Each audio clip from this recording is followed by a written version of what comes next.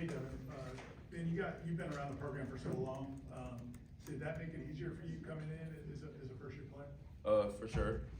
It made me more comfortable. I was prepared. You know, there's a lot of guys in the locker room that I've been on visits watching for the past 3-4 years. So just getting word from them, knowing what I should be ready for, knowing what I should expect, you know, it made it way easier for me, way more comfortability. And the coaches also, you know, they gave me the real recruitment process. So it was the same when I got here. So I was ready when I got here, and I've just adjusted since, and it's been great. Brendan's in the front row.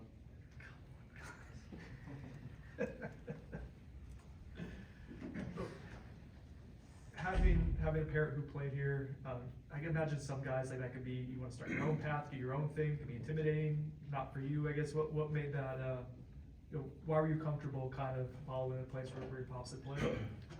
First off, you know, there's a lot of guys in the building that my dad played with.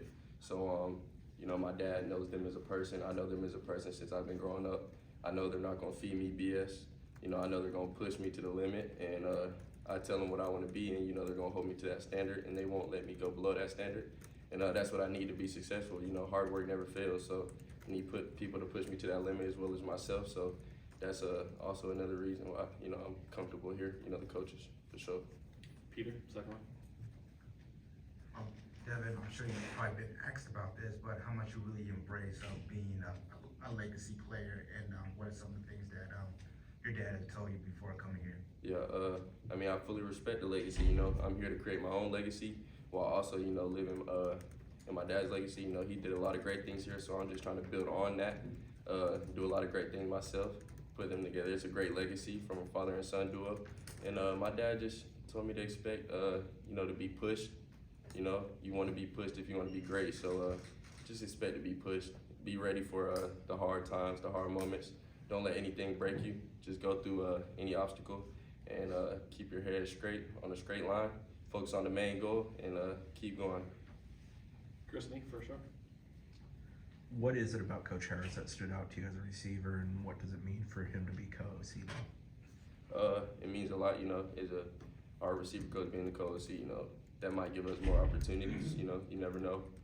But Coach Harris, we're in practice, we're in film, he gonna call you out. Even if you say the right answer, he gonna double question you just so he makes sure you know the answer. So that's the type of guy he is, you know, gonna make sure everybody in the room knows their responsibility at least. And then when we get to the field, you know, he's gonna focus on the little fundamentals. And once we got that, you know, he's gonna push us in the drills like tour duty. He's in our ear, main one in our ear, pushing us. So it's great to have a guy like that always on you. He's never gonna let you slack. That's the type of guy he is. So great guy to be in the receiver room with, and the co-OC.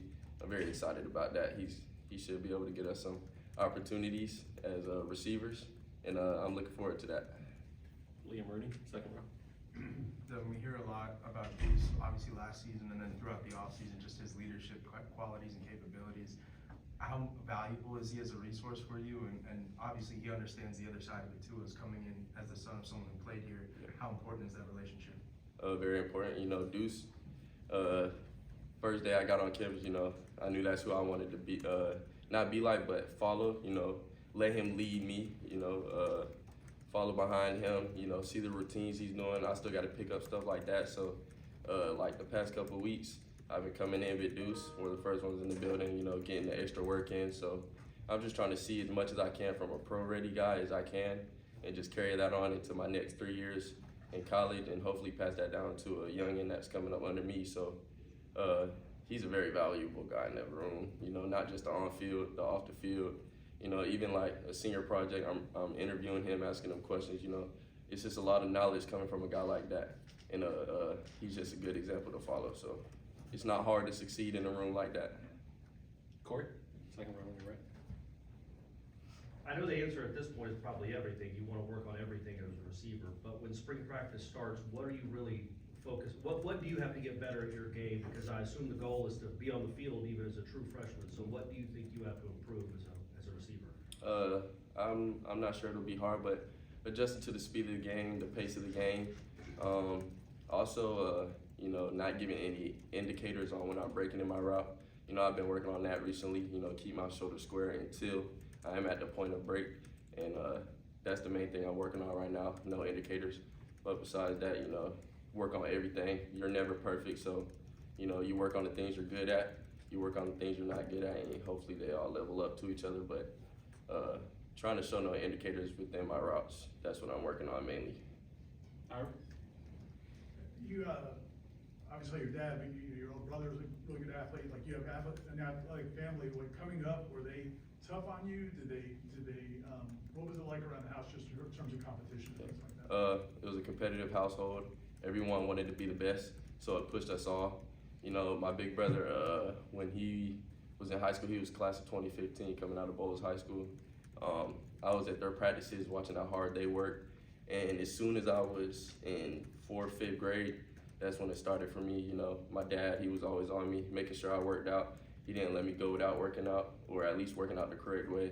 You know, my big brother just gave me little tips and tools. You know, he wasn't in the house, so all he could do was give me tips and tools, but my dad, he pushed me to the max. That's why I am where I am today, and I'm grateful for that. And now I'm here. Now I got to push myself, and a lot of coaches to push me. So just being pushed got me ready for here. You know, so when the coaches push me, all I say is thank you. I mean, that's what I need. So that's what I got from my part. Matt? You were committed to this program both at the peak of it under Mike Norvell and really at the worst part of it. What about him made you really want to come here and be a part of the program? No matter what happens, you know, he's always focused on the next step. You know, he pushes us. He reminds us the great things, and he reminds us to keep going. You know, if you work hard, you know, the good things are gonna come. You just gotta put in the work and invest your time and effort into things. And if you do that, you'll come out successful as well as the team. You know, if everybody buys in, you know, the sky's the limit. So that's what I like about him. He's gonna keep pushing. He's always gonna let you know the next step, you know, and what to do with that next step. And I like when he talks about response. You know, you're gonna go through a bunch of things in life, but it's how you respond, and that's what we got to do every moment while we're here. So that's what I love. Court? I'll ask one of the old guy questions. You know, your dad played here 37 years ago at this point, was this season. How much do you know about what he did here? And have you seen, I assume you've seen some highlights. What does he tell you about his time here, and what do you know about how good he was? All I see is the couple clips from 1986 through 89 that he shows me. So I know just the way people talk about him and respect him. I know he left a great legacy here. You know, I can't fully get to experience what he did here, but I can hear from other people, and it gives me a perspective on what he did and the things he did for people while he was here. And he just always tells me the story on how he came to a camp here. Bobby Bowden, he was the shortest guy here, but he was doing the drills, and he was the best one out there. And Bobby Bowden took a chance on him, and he just told me how, you know, he stayed on him, pushed him, and you know, it's hard over size, and that meant a lot to Bobby, and it meant a lot to my dad because he poured it into my dad. And you know, just the perspective of other people's look on my dad. I know he did some great things here on and off the field. So, you know, just hearing things from other people helps me understand what he really did here. Peter? So Devin, what are some of the things that you, I guess you could say, inherit from your dad from a skill set standpoint, or what some of the skills that you kind of develop on your own? I think he taught me a lot of mental lessons. You know, just to stay down and push through whatever you're going through. You feel me? My dad went through a lot. You know, he had 17 knee surgeries. So even things like that, he taught me how to deal with adversity. That helps in my everyday life here since I've been here. Skills on the field, I say I got my speed from him, for sure. I'm not where he was at. He ran a 4.34 at the combine. I ran a 4.44 last year in the spring, so I'm trying to catch up to that right there. But that's the on-field, I think, skill I got from him. But in life, I got a lot of mental skills from him that's gonna help me push through whatever's in front of me, help me succeed. Chris? What are truly your freshman year goals, and do you measure it by numbers? Do you measure it by contribution? How do you measure it? Contribution, team success, my contribution to the success. You know, my main objective is to come in, listen to the coaches, do whatever they tell me to do and more, and lead the team the right way. You know, feed into the offense. You know, hopefully give some good advice to anyone who needs it, and you know, go out there and do what I do on the field. You know, the field's gonna take care of itself if I work hard in that building right there. So just listen to my coaches, and hopefully the plays I make will help contribute to the team's success, which is winning a championship here soon. Ira? Have you had a chance to get out and throw with Ashton and Kevin and those guys at all yet? Like, what have you seen from them in general? We throw every Wednesday and Saturday, so you know, just building that you know, bond with them, getting that chemistry right. It's important for a quarterback and receiver. So I say, I mean, they're great quarterbacks. They put the ball where it needs to be.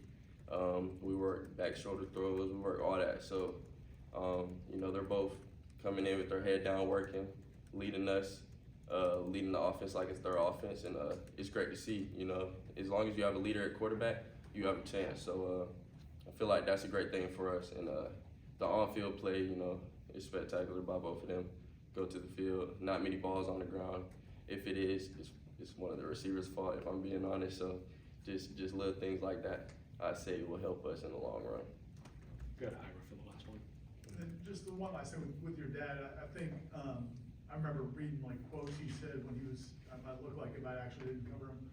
But some of the quotes, he, you know, he just was a guy that came, even though he wasn't the biggest guy, like there's the clip of him putting the flag on, I mean, his head, like he just was not gonna back down. Do you have that same chip on your shoulder?